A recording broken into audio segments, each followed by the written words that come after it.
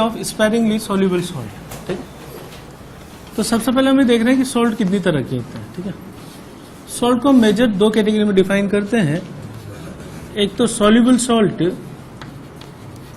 और एक insoluble salt. Soluble salt का मतलब है कि जो आसानी से वाटर में डिसोल्व हो सके। जैसे मैं इसका एग्जांपल ले लेता हूं NaCl। NaCl को हम वाटर में डिसोल्व करें तो ये इजीली वाटर में डिसोल्व हो जाएगा और क्या दे देगा, Na plus plus Cl minus aqueous. कुछ सॉल्ट ऐसे हैं जो वाटर में बहुत कम अमाउंट में डिसोल्व हो सकते हैं। यानी सपोज कीजिए मैंने 1 लीटर वाटर में 10 ग्राम NaCl डाला और पूरा घुल गया, तो मैं इसको नाम दे रहा हूं सोल्यूबल सॉल्ट का। अगर मैंने 1 लीटर वाटर में कोई सॉल्ट डाला 10 ग्राम, लेकिन उसका 0.001 मिलीग्राम ही डिसोल्व हो पाया, इसका मतलब 10 ग्राम में से 0.001 मिलीग्राम डिसोल्व हुआ, तो most of the part of salt is undissolve form, is in undissolve form. तो इस तरह का सॉल्ट जो बहुत ही कम अमाउंट में डिसोल्व होता है वाटर में, उसको हम नाम देते हैं स्पैरिंगली सोल्यूबल सॉल्ट, या हम इसको डिफाइन कर सकते हैं एज ए इनसोल्यूबल सॉल्ट। और जो भी इनसोल्यूबल सॉल्ट है वो इजीली प्रेसिपिटेट बना सकते हैं, यानी कि वो वाटर में अगर नहीं घुल रहे हैं तो हम उनको एज ए प्रेसिपिटेट काउंट करते हैं। जैसे मैं लेता हूं एग्जांपल AgCl। AgCl को अगर हम डिसोल्व करें तो 1 लीटर में लगभग ये 0.01 मिलीग्राम ही घुल पाता है। यानी 1 लीटर में अगर मैं 100 ग्राम AgCl डाल दूं तो उसका कितना पार्ट घुलेगा, 0.01 मिलीग्राम। यानी मेजर जो पार्ट है 99.99%, वो किस फॉर्म में है, अनडिसोल्व फॉर्म में। तो ऐसे सॉल्ट को हम इनसोल्यूबल सॉल्ट भी बोल सकते हैं और स्पैरिंगली सोल्यूबल सॉल्ट भी बोल सकते हैं। इनसोल्यूबल इसलिए क्योंकि इसका मेजर पार्ट ऐसा कैसा पड़ा हुआ है, और स्पैरिंगली सोल्यूबल सॉल्ट इसलिए क्योंकि जितना हमने डाला उसमें से बहुत थोड़ा अमाउंट ही जो है वो उसमें डिसोल्व होगा। ठीक, तो AgCl इसका एग्जांपल है। यानी सपोज करो किसी सॉल्यूशन में हमारे पास Na प्लस और Cl माइनस पड़ा हुआ है, तो Na प्लस और Cl माइनस मिलकर NaCl नहीं बनाते हैं। Na प्लस और Cl माइनस मिलकर NaCl नहीं बनाते हैं। लेकिन अगर किसी सॉल्यूशन में Ag प्लस और Cl माइनस पड़ा हुआ है तो इजीली AgCl का PPT बना सकते हैं। यानी मैं इस सॉल्ट को कैसे लिखूंगा, इसको मैं लिखूंगा Ag plus aqueous plus Cl minus aqueous. यानी पहचानेंगे कैसे कि इसके लिए सिंगल एरो लगेगा, ठीक है, और इसके लिए जो है 2 एरो लगने वाले हैं। यानी कि रिएक्शन दोनों डायरेक्शन में चल सकती है। कौन से वाले सॉल्ट में, स्पैरिंगली सोल्यूबल सॉल्ट। अब जैसे मान लो मैं एग्जांपल AgCl का ही लेता हूं। AgCl सॉलिड प्लस वाटर, पानी में हमने डिसोल्व किया इसे, and it is giving Ag plus aqueous plus Cl minus aqueous. अब यहां से आप देख लो, अगर ये रिएक्शन इस डायरेक्शन में चलती जाएगी तो AgCl वाटर में घुलता जाएगा और ये दोनों आयन प्रोड्यूस करता जाएगा। मान लीजिए किसी और वजह से ये दोनों मिलकर रिएक्शन करने लग जाए, तो ये रिएक्शन किधर जाने लग जाएगी, बैकवर्ड। और जैसे ही बैकवर्ड जाएगी तो क्या बनने लग जाएगा, AgCl सॉलिड। सॉलिड का मतलब कि ये प्रेसिपिटेट बनने लग जाएगा। समझ गए बात हो। अब मैं यहां एज्यूम कर रहा हूं कि सपोज, पहले तो मैं इसका K लिख रहा हूं, K क्या होगा, Ag plus into Cl minus. Solid को मैं हटा दूं और यहां जो है मैं इसके साथ लिख दूं वाटर। वाटर को ऑलमोस्ट मैं कांस्टेंट मान लूं क्योंकि बहुत थोड़ा सा ही अमाउंट ही वाटर से रिएक्ट कर रहा है, तो वाटर को ऑलमोस्ट कांस्टेंट मान के इसके साथ मल्टीप्लाई कर दूं, तो हम इस चीज को लिख रहे हैं KSP। KSP is equal to Ag plus into Cl minus. इस KSP को हम बोलते हैं सॉल्युबिलिटी प्रोडक्ट ऑफ सॉल्ट।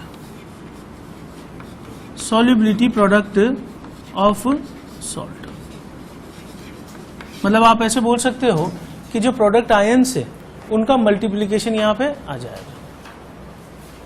अगर मान लो सपोज कीजिए मैं सॉल्ट को ऐसा ले लेता हूं जैसे मैंने ले लिया CaF2 सॉलिड प्लस वाटर, तो ये डिजोल्व होके देने वाला है Ca+2 प्लस F माइनस का 2F माइनस।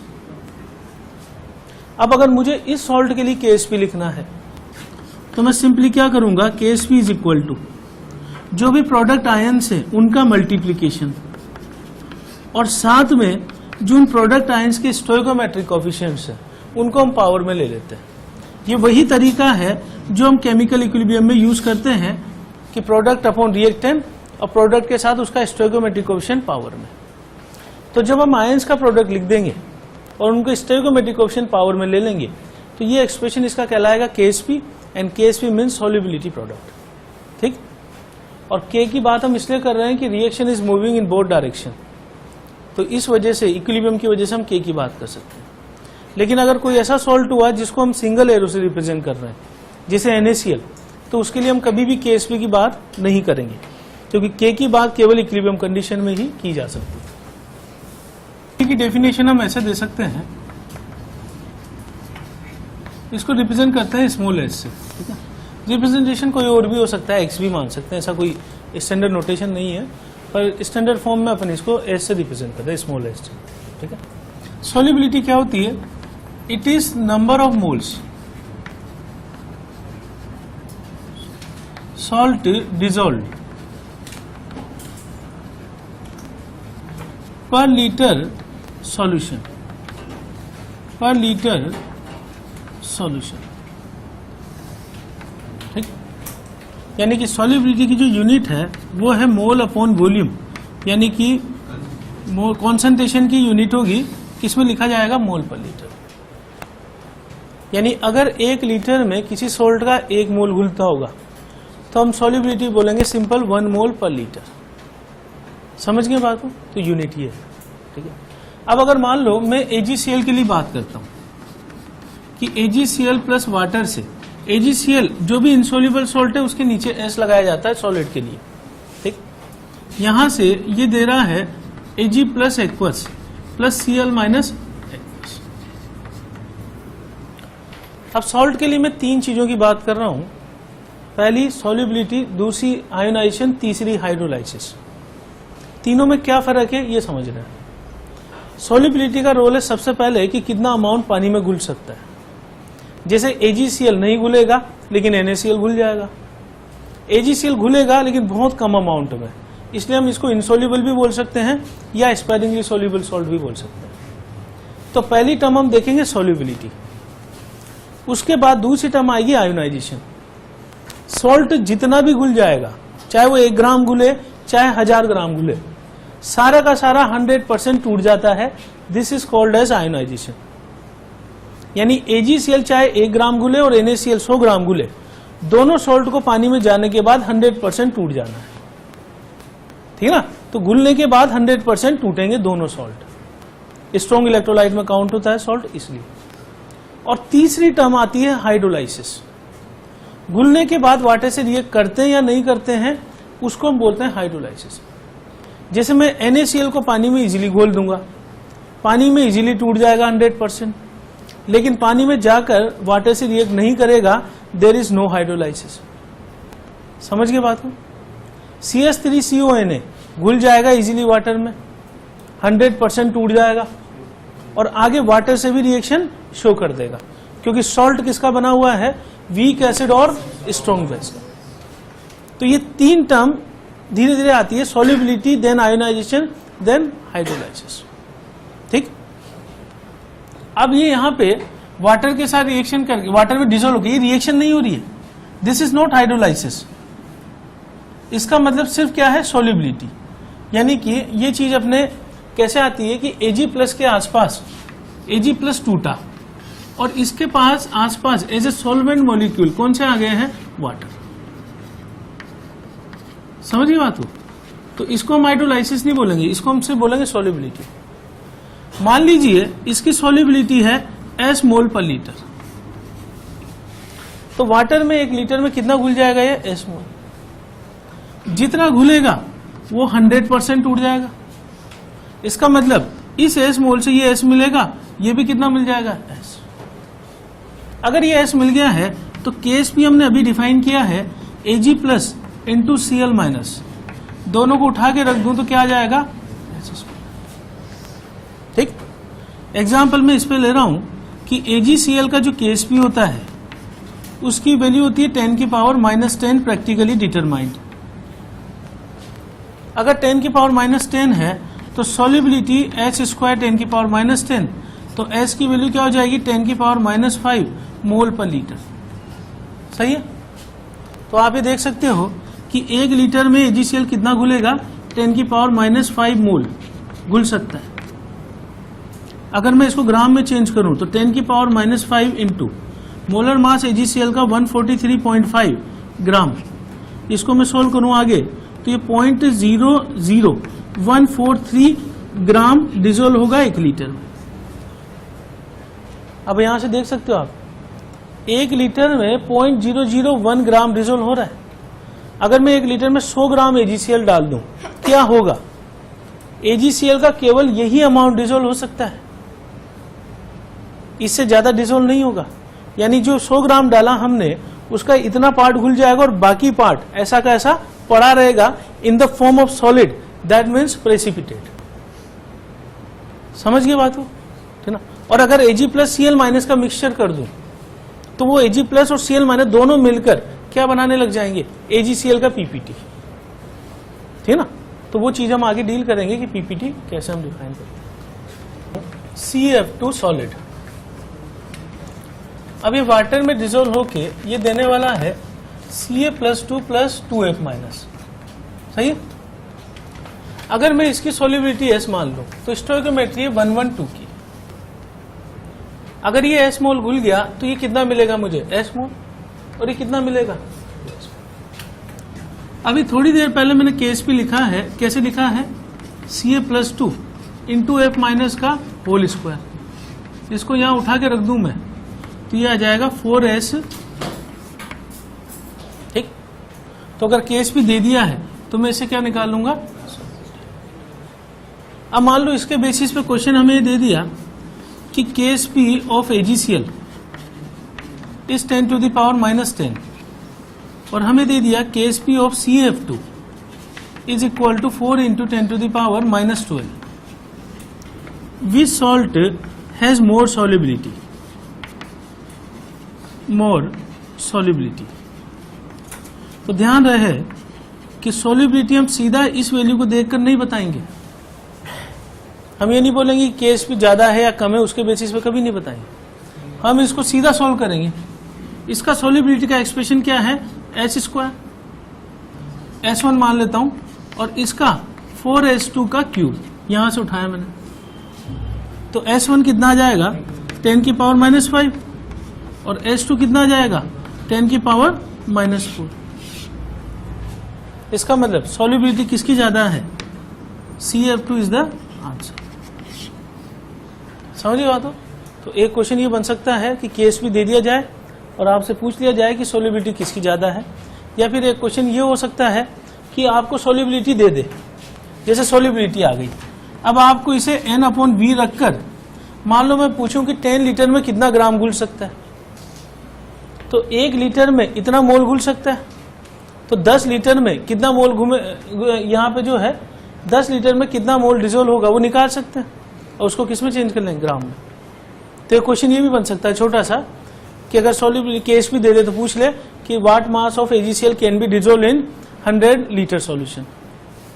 तो 100 लीटर के केस में क्या करेंगे अपन, V की जगह 100 रख देंगे, मोल आ गए और मोल से मास आ गया, है ना। तो 2 क्वेश्चन ये बन सकते हैं यहां से। क्वेश्चन यही में आया है कि right the expression of Ksp4 ApBq salt. ApBq को अगर हम ब्रेक करें तो मैं इसे कैसे लिख सकता हूं, P of A plus Q of B। Stoichiometric coefficient आ जाएंगे, और चार्ज बैलेंस करने के लिए यहां करूं +Q और यहां करूं -T।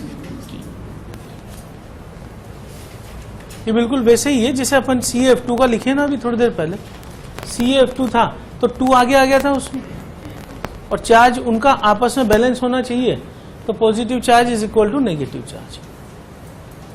अब ये लिखने के बाद अगर इसकी सॉल्युबिलिटी मैं S मानूं, स्टोइकियोमेट्री 1 P और Q की है, तो S के लिए कितना मिलेगा PS और ये मिलेगा QS।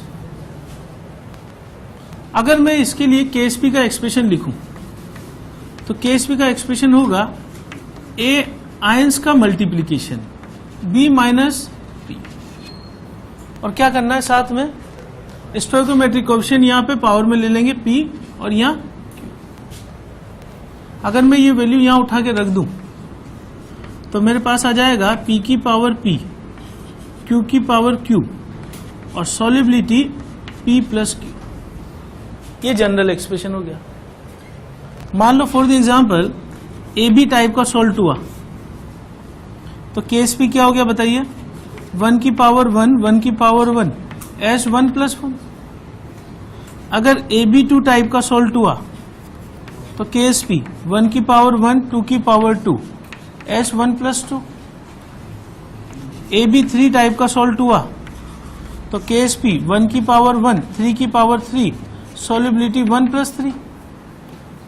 और अगर A2B3 हुआ तो KSP इज इक्वल टू 2 की पावर 2, 3 की पावर 3, सॉल्युबिलिटी 2 प्लस। समझ गए बात को? तो ये एक्सप्रेशन अपन जो है सॉल्ट किस टाइप का है उसको देख के पहचान सकते हैं और उससे KSP का एक्सप्रेशन लिख सकते हैं, ठीक ना। और ये पूछा था KSP AP-BQ के लिए, तो आंसर कौन सा था, P की पावर P, Q की power Q, solubility P plus Q। अगला है इसमें अपने पास effect of common ion, effect of common ion on solubility.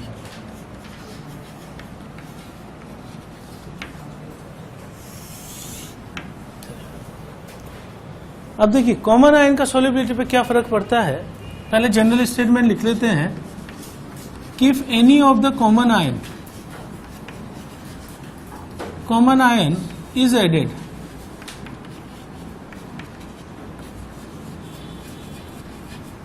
solubility of salt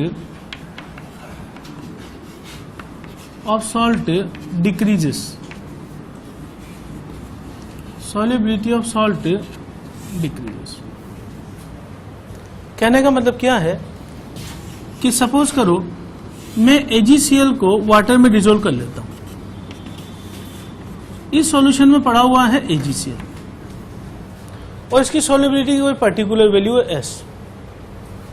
अगर मैं बाहर से लाके किसी तरीके से Ag प्लस मिला दूं तो Ag प्लस इसका कॉमन आयन हो गया। इसके डालने से इसकी सॉल्युबिलिटी पहले से कम हो जाएगी, जो कि हम न्यूमेरिकली प्रूव करेंगे इस चीज को। या फिर मैं क्या करूं कि मेरे पास यही सॉल्यूशन है AgCl और मैं बाहर से लाकर Cl माइनस ऐड कर दूं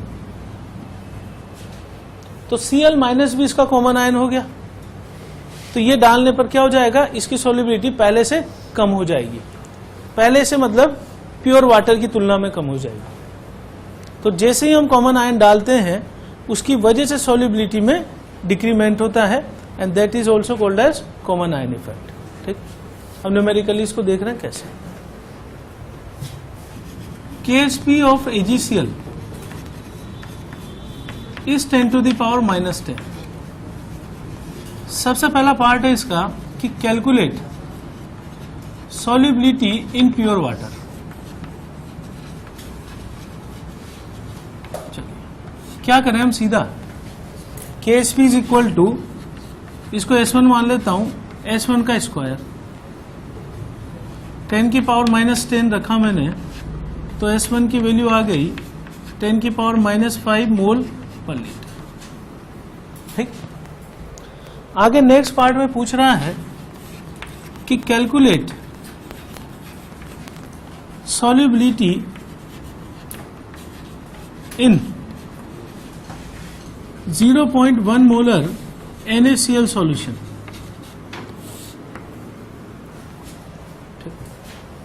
अब 0.1 मोलर NaCl की जगह मैं AgNO3 भी ले सकता हूं। मान लो AgNO3 ले लेता हूं मैं, एक्वस अब देखिए सबसे पहली बात तो ये है कि AgNO3 जो सॉल्ट है इसकी कॉन्सेंट्रेशन 0.1 मोलर दे दी, इसका मतलब ऑलरेडी ये डिजोल्व है, ठीक है।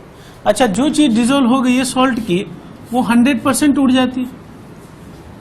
ये कितना दे देगा, Ag plus is equal to 0.1 और nitrate ion is equal to 0.1, 100% तोड़ दिया मैंने इसको। अब AgCl जब घुलेगा इसके अंदर तो AgCl इक्विलिब्रियम कैरी करेगा Ag प्लस और Cl माइनस। वाटर अपन साथ में लिख दें, वैसे मतलब मैं नॉर्मली लिखता नहीं हूं, तो वाटर इसके साथ सॉल्वेंट के लिए। अब ऐसा होगा कि इस AgCl में और इस AgNO3 में एक आयन कॉमन है। कॉमन आयन कौन सा है, Ag प्लस। तो कॉमन आयन की प्रेजेंस की वजह से इसकी सॉल्युबिलिटी कम हो जाएगी। हम इसकी सॉल्युबिलिटी की बात ही नहीं करेंगे, क्योंकि क्वेश्चन में अगर किसी सॉल्ट का केस भी नहीं दिया हुआ है तो हम उसके लिए सॉल्युबिलिटी की बात नहीं करते हैं। सॉल्युबिलिटी की बात केवल हम किसके लिए करते हैं, जो भी सॉल्ट इनसॉल्युबल होते हैं, जिनमें इक्विलिब्रियम कैरी फॉरवर्ड होता है। समझ गए बात। तो सॉल्युबिलिटी जो टर्म है ये डिफाइन की जाती है केवल इक्विलिब्रियम पर, और केवल इक्विलिब्रियम सिर्फ कंडीशन किस में होगी, जो दोनों डायरेक्शन में चल रहा होगा। लेकिन जिस सॉल्ट को मैं एक सिंगल डायरेक्शन से लिखूंगा उसके लिए मैं ना तो KSP की बात करूंगा और ना ही मैं सॉल्युबिलिटी की बात करूंगा, ठीक। अब अगर मैं यहां पे इसके लिए सॉल्युबिलिटी S2 मान लेता हूं, इसका मतलब ये हुआ कि S2 मोल 1 लीटर में डिसोल्व हो गए। जितना ये डिसोल्व होगा स्टोइकोमेट्री के हिसाब से ये S2 मिलेगा, ये S2 मिलेगा। लेकिन मैं क्या काम कर रहा हूं कि इसके साथ Ag प्लस से ये 0.1 ऐड कर रहा हूं। अब ये S2 तो किससे मिला, ये तो मुझे मिला AgCl सॉल्ट से, और ये 0.1 किससे मिला मुझे, फ्रॉम AgNO3। तो ये कॉमन आयन हो गया जो दोनों जगह से मिल रहा है। अब आगे बढ़ने के पहले KSP जब मैं लिखूंगा इसका तो क्या लिखूंगा, Ag plus into Cl minus, ये क्या हो जाएगा S2 प्लस 0.1 इंटू S2, ठीक। अब आप ये देखो कि S2 प्लस 0.1, इसमें हम S2 को नेग्लेक्ट कर देते हैं। मैं यहीं से नेग्लेक्ट कर रहा हूं इसे। ये हम क्या करेंगे, बाद में क्रॉस वेरीफाई करेंगे। जो S2 का आंसर आएगा ना यहां से सोल्व करने के बाद, उसको हम वापस यहां रख के देखेंगे कि ये सही किया कि नहीं किया। हम इसको इसलिए भी नेग्लेक्ट कर रहे हैं कि प्योर वाटर में 10 की पावर -5 है और कॉमन आयन में तो उससे भी कम होगी। तो ये जो वैल्यू आने वाली है ये उससे भी कम होगी, तो 0.1 की तुलना में नेग्लेक्ट कर सकता हूं ना मैं इसको। अगर मान लो मैंने इसे नेग्लेक्ट कर दिया तो ये वैल्यू 10 की पावर -10 है। सॉल्व करके S2 की वैल्यू आ गई 10 की पावर -9 मोल पर लीटर। ये आंसर है कॉमन आयन की प्रेजेंस में। कंपेयर कर लेते हैं, प्योर वाटर में इतना था और इस सॉल्ट की प्रेजेंस में कम हो गया और भी ड्रास्टिकली डिक्रीज हुआ है। रीजन किसे देंगे हम, कॉमन आयन इफेक्ट, ठीक। और क्रॉस वेरीफाई कैसे करेंगे कि S2 की ये वैल्यू हम यहां रख के देखते हैं। 10 की पावर -9 को मैं 0.1 के कंपेयर में नेग्लेक्ट कर रहा हूं, इसका मतलब मैं सही कर रहा हूं। समझ गए बात हो। तो क्रॉस वेरीफाई करना बहुत जरूरी है, क्योंकि आयनिक हमेशा डेटा बेस्ड होता है। नेग्लेक्ट करना है कि नहीं करना है ये हमेशा डेटा ही बताएगा। एक बार जेई पूछ चुका है इसी तरह का क्वेश्चन इलेक्ट्रोकेमिस्ट्री में, वहां पर उसने AgNO3 डाला था लेकिन ये 10 की पावर -5 डाला था। तो 10 की पावर -5 में जब अपन सोल्व करेंगे नेग्लेक्ट करके तो 10 की इसकी सॉल्युबिलिटी जो है कंपेरेबल ही आएगी। ये भी मैं क्वेश्चन में कराता हूं, ठीक है ना। तो इसलिए वहां सावधानी रखनी पड़ेगी हमें। ये बात समझिए क्या कर रहे हैं अपन। S2 किससे, AgCl से, 0.1 किससे, AgNO3 से। मैंने S2 को नेग्लेक्ट कर दिया तो आ गया अपने पास Ag plus into Cl minus 0.1 into S2। 0.1 into S2 is equal to 10 to the power minus, तो S2 is equal to 10 to the power minus. ठीक, calculate solubility. calculate solubility of AgCl in 10 to the power minus 5 molar AgNO3। मैं बता चुका हूं कि जिस salt के लिए क्वेश्चन में केएसपी ना दे, हम उस सॉल्ट को सॉल्युबल सॉल्ट की तरह ट्रीट करेंगे। ये ऑलरेडी घुला हुआ है पानी में, तो इससे मुझे 10 की पावर माइनस 5 मोलर तो मिल गया Ag प्लस, और 10 की power minus 5 molar NO3 minus मिल गया।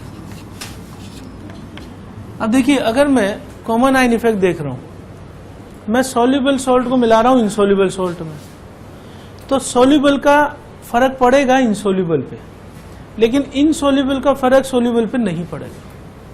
ये वही चीज है जब अपन ने बोला था कि वीक एसिड में स्ट्रॉन्ग एसिड मिला रहे हैं, तो डिग्री ऑफ आयनाइजेशन कम होगा वीक एसिड का, स्ट्रॉन्ग एसिड तो वैसा का वैसा ही रहेगा। यानी इसे तो 100% टूटना ही टूटना है, क्योंकि घुला हुआ है ऑलरेडी है। ठीक है, अब मैं AgCl को वाटर में डिसोल्व कर रहा हूं और यहां से बना रहा हूं Ag plus plus Cl minus. ठीक, यहां से इसकी सॉल्युबिलिटी में S2 मान लूं या S3 मान लेते हैं सब, ये S3 और ये S3। ये किसकी वजह से आया है? इसकी वजह से आया, लेकिन साथ में मैं S3 के साथ जोड़ूंगा 10 की पावर माइनस 1। सही। अब अगर मैं इसके लिए केएसपी लिख दूं 10 की पावर माइनस 10, तो ये आ जाएगा S3 प्लस 10 की पावर माइनस 5, और यहां आ जाएगा S3। सपोज अगर मान लीजिए हम इसको S3 को नेग्लेक्ट कर देते हैं 10 की पावर माइनस 5 के कंपेयर में, तो S3 का आंसर आने वाला है 10 की पावर माइनस 5, और 10 की पावर माइनस 5 को मैं वापिस यहां रख दूं, तो मैं इस S3 को नेग्लेक्ट कर रहा हूं, तो ये चीज क्या हो गई? एक तरह से रॉन्ग क्यों है, मतलब समझ रहे हैं? मैं इसको नेग्लेक्ट कर रहा हूं इसके कंपेयर में, और नेग्लेक्ट करके सोल्व कर रहा हूं, तो S3 की वैल्यू कितनी आ रही है? 10 की पावर। मैं 10 की पावर माइनस 5 के कंपेयर में 10 की पावर माइनस 5 को नेग्लेक्ट नहीं कर सकता, क्योंकि दोनों बराबर वैल्यू। अब क्या करना पड़ेगा हमें? अब इसको दोबारा सोल्व करना पड़ेगा। हम किसी को भी नेग्लेक्ट नहीं करेंगे, और यहां से क्वाड्रेटिक इक्वेशन बनने वाली है, is equal to S3 plus 10 की power minus 5 into S3। Solve करके आप S3 की वैल्यू बताइए, और वो जो S3 की वैल्यू आएगी that would be slightly lesser than 10 की पावर माइनस 5 मोल पर लीटर। क्यों? क्योंकि 10 की पावर माइनस 5 मोल पर लीटर है प्योर वाटर में। ठीक है, और मैं कॉमन आयन थोड़ा सा भी डाल दूंगा, अगर ये थोड़ा सा ही कॉमन आयन है, क्योंकि मैंने कॉन्सेंट्रेशन बहुत कम रखी हुई है इसकी, तो थोड़ा सा कॉमन आयन इफेक्ट होगा, तो जरा सी स्लाइटली ये डिक्रीज हो जाएगा, जो कि आप क्वाड्रेटिक सोल्व करके निकाल ही लेंगे। भाई 10 की पावर माइनस 5 से तो छोटा ही होगा ना, क्योंकि अगर मैं 10 की पावर माइनस 5 रख दूं एग्जैक्टली, तो ये वैल्यू तो बड़ी आ रही है ना इससे, तो वो वैल्यू आने वाली 10 की पावर माइनस 5 से स्लाइटली छोटी है, बहुत ज्यादा छोटी नहीं होगी, जैसा हमने प्रीवियस केस में देखा। क्योंकि प्रीवियस केस में क्या हो रहा था, कॉमन आयन बहुत ज्यादा कॉन्सेंट्रेशन में ऐड किया गया था, यहां कॉमन आयन बहुत कम कॉन्सेंट्रेशन में ऐड किया गया, तो स्लाइट इफेक्ट इस पे पड़ने वाला है। S3 सोल्व करके बताइएगा। 10 की पावर माइनस 5 मोल पर लीटर। देख सकते हैं कि यहां से 10 की पावर माइनस 5 से थोड़ा सा स्लाइटली डिक्रीज हो गया। कहते हैं KSP of CaF2 is 4 into 10 to the power minus 12। सबसे पहला पूछा हमसे कि solubility in pure water, in pure water. सबसे पहला काम हमारा क्या है कि KSP का एक्सप्रेशन लिख लें, क्या आएगा बता सकते हैं? 4S1 का क्यूब बराबर 4 into 10 to the power minus 12, तो S1 is equal to 10 to the power minus 4 mole पर लीटर। सही है। अब दूसरा पार्ट मुझसे पूछा कि सॉल्युबिलिटी इन 0.1 मोलर NaF। अगर मैं NaF को डिसोल्व कर चुका हूं, तो इसमें F माइनस मुझे कितना मिलेगा? 0.1, 100% टूट गए। F माइनस किसका काम करेगा? कॉमन आयन का। किसके लिए? CF2 के लिए। CF2 प्लस वाटर डिजोल्व होके क्या दे रहा है? Ca+2 plus 2F minus. मान लीजिए इसके मिलाने से सॉल्युबिलिटी कम होकर S2 हो गई, तो S2 के घुलने से ये कितना मिलेगा? S2, और ये कितना मिलेगा? 2S2। सही है। लेकिन F माइनस जो इससे मिल रहा है साथ के साथ इससे भी F माइनस मिल रहा है कितना? 0.1। अब मैं आगे जाके लिखूं, इससे पहले मैं यहीं से नेग्लेक्ट कर रहा हूं इस टर्म को, ठीक ना, क्योंकि मुझे पता है इसकी सोल्युबिलिटी कम होगी, 10 की पावर -4 से भी कम हो जाएगी। अगर मैं 10 की पावर -4 ही रख दूं तब भी नेग्लेक्ट है ना ये। तो मैं क्या करूं? KSP is equal to Ca+2 into F minus का होल स्क्वायर। ये 4 इंटू 10 की पावर -12, CF2 को रखूं S2 और ये 0.1 का होल स्क्वायर। S2 कितना आ गया? New solubility 4 into 10 to the power -10, decrease हो गया और ड्रास्टिकली डिक्रीज हो गया प्योर वाटर के कंपेयर में। मैंने जो अप्रोक्सीमेशन माना है वो सही या गलत है, इसको क्रॉस वेरीफाई कर लेंगे। 0.1 के साथ अगर मैं ये रखूं 8 इंटू 10 की पावर -10 तो नेग्लिजिबल है, इसका मतलब हमने अप्रोक्सीमेशन सही किया हुआ है। समझ गए बात को? ठीक।